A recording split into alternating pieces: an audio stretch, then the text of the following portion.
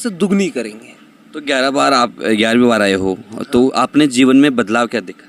मेरे जीवन में काफ़ी बदलाव है, चूँकि मेरे बचपन से माता पिता नहीं है, तो उसके बाद मैंने 2 बार सुसाइड किया, लेकिन हुआ कुछ नहीं।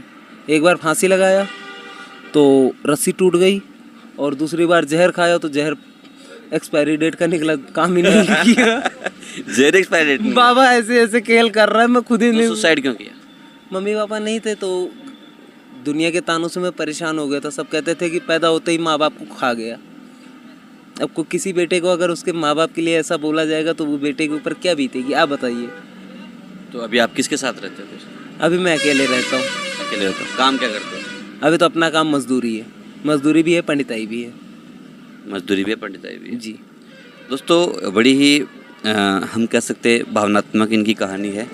किस प्रकार से इनके माता पिता बचपन में गुजर गए थे, जैसे ये बता रहे हैं। लोग बाग जो समाज के जो लोग हैं उनको तानों से परेशान होकर के इन्होंने 2 बार सुसाइड अटेम्प्ट का कोशिश किया, लेकिन दोनों बार बच गए। एक बार भाई ने बताया कि फांसी की रस्सी टूट गई, दूसरी बार जहरी एक्सपायर डेट निकल गया, और अभी ये 11वीं बार यहाँ पे आया। और क्या कुछ बदलाव, क्या आप क्या कहना चाहोगे लोगों को? मैं यही कहना चाहूँगा, केवल आप कहते हैं भावना में भाव ना हो तो भावना बेकार है, और भावना में भाव हो तो भाव से बेड़ा पार है। भाव रखिए अपने मन में, बाबा दौड़ के आपके काम करेगा, और उसको दौड़ना ही पड़ेगा, क्योंकि भगत के वश में भगवान होता है, भगवान के वश में भगत नहीं होता। भगत के वश में भगवान होता है। भगवान से जो कराना है भगत ही कराता है, कोई और कराने नहीं आता है। अगर भगत के भाव है तो बाबा घने जंगल के बीच में भी आपकी मदद करने आएगा, और अगर भाव नहीं है, शहर में खड़े रहोगे, कोई मदद करने आगे नहीं आएगा।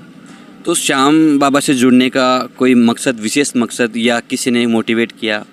मैं जब अनाथ आश्रम से बाहर आया, अनाथ आश्रम में रहा मैं लखनऊ में, तो वहाँ से बाहर आने के बाद मैं ऐसे घूमता था एक चड्ढी एक बनियान में।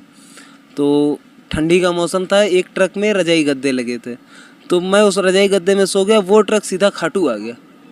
उसमें नींद में ही गलती से खाटू आ गया। अब मैं खाटू में उतरा, मैंने किसी से पूछा, जैसे कोई प्रेमी होगा कहीं का, तो मैंने पूछा भैया मैं कहाँ हूँ? बोले अभी तुम राजस्थान के खाटू श्याम जी में हो। मैंने कहा ठीक है। मैंने कहा यहाँ कोई मंदिर वंदिर है क्या जो भीड़ लगी है? बोले हाँ।